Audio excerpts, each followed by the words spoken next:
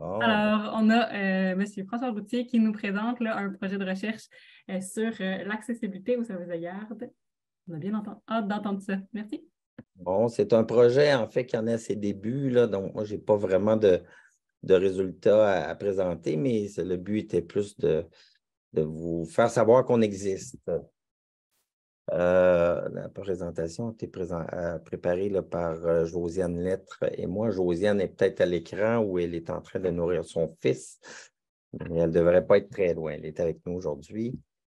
Donc, c'est un projet là, qui s'inscrit dans le cadre d'un appel à projet de normes d'accessibilité du Canada qui cherche à obtenir des évidences scientifiques là, relativement à l'accessibilité des services de garde au Canada. Et lorsqu'on parle d'accessibilité, on parle autant d'environnement physique que d'environnement social.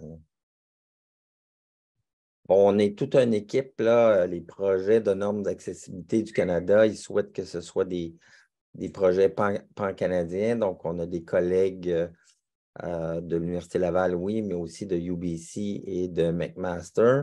Au Québec, on a des partenaires, là, la QCPE et un CPE qui est Allô, mon ami à Québec.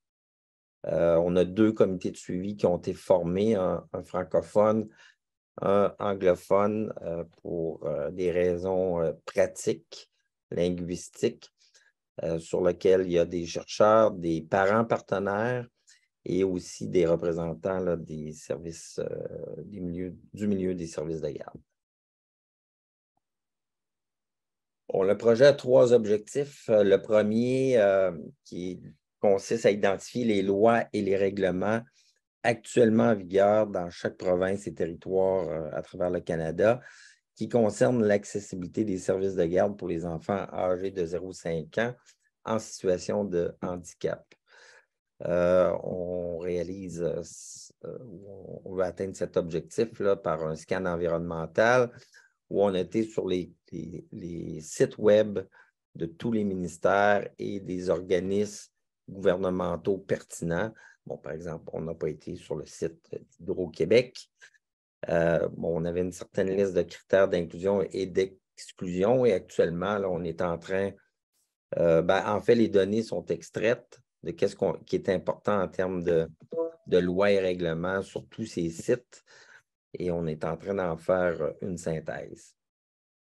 Deuxième objectif, c'est lié aux solutions liées à l'environnement physique et à l'environnement social qui vont permettre de favoriser l'accessibilité aux services de garde. Et là, on réalise une revue de la portée autant dans la littérature scientifique que la littérature grise. Bon, on débute, là, on a commencé environ il y a un mois, où avec une bibliothécaire de l'université, une stagiaire qui a commencé lundi, on a élaboré le plan de concept et la stratégie de recherche là, pour des bases de données scientifiques, mais également pour la littérature grise, là, où on va rechercher potentiellement des rapports de recherche, des mémoires, des thèses, des rapports gouvernementaux là, pour vraiment identifier qu'est-ce qui a bien été dans d'autres contextes. Et le troisième objectif qui va être réalisé suite aux 2 premiers, là, parce que les 2 premiers alimentent le troisième, où on va vouloir décrire la situation vécue dans les milieux de garde, autant du point de vue des parents que des personnes qui travaillent dans les services de garde, qui travaillent ou qui en font la gestion. Donc, on va réaliser une consultation par des entrevues individuelles de parents et de travailleurs, et ensuite un sondage web là, pour un peu comme pour prioriser, c'est peut-être pas le bon mot, là, mais pondérer l'importance là, des situations vécues dans les milieux de garde. Là. Donc, c'est un financement qui a été obtenu depuis septembre dernier et qui se termine en juillet 2024, donc un petit peu moins de 2 ans.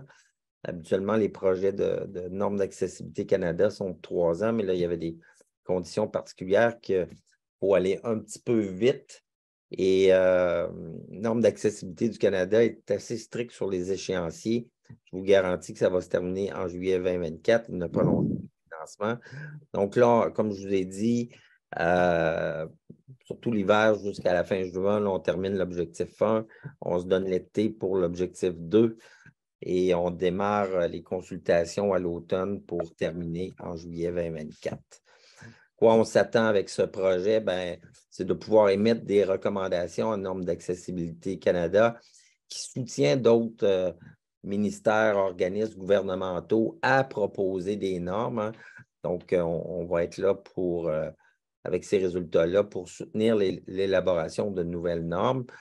Et aussi, ben, Normes d'accessibilité du Canada a un intérêt à ce qu'il se crée un réseau à travers le Canada d'experts en matière d'accessibilité sur différentes dimensions. Là.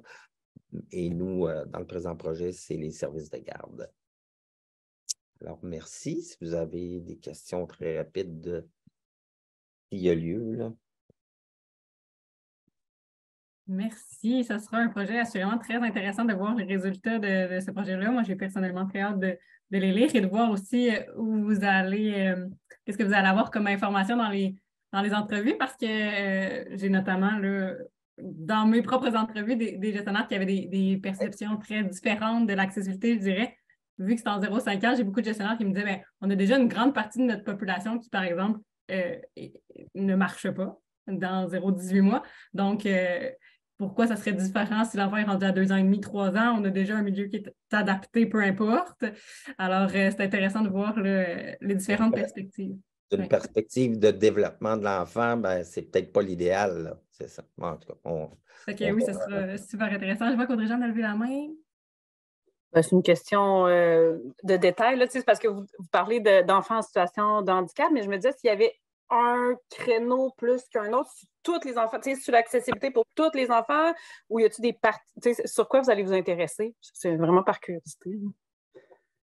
Ben, je tiens à spécifier que c'est toute déficience confondue. Hein, donc, ce n'est pas qu'en lien avec la mobilité. Là, donc, c'est l'accessibilité d'une manière très large.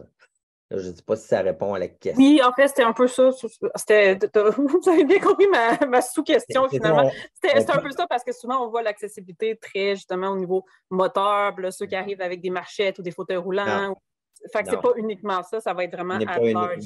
Ça va les inclure, évidemment, mais pas uniquement. Si on pense juste à l'environnement physique, ben, il y a des adaptations de l'environnement qui vont intéresser les populations neurodiverses, puis ce n'est pas des problèmes à une déficience physique. Là. Oui, c'est quelque chose que j'ai beaucoup entendu.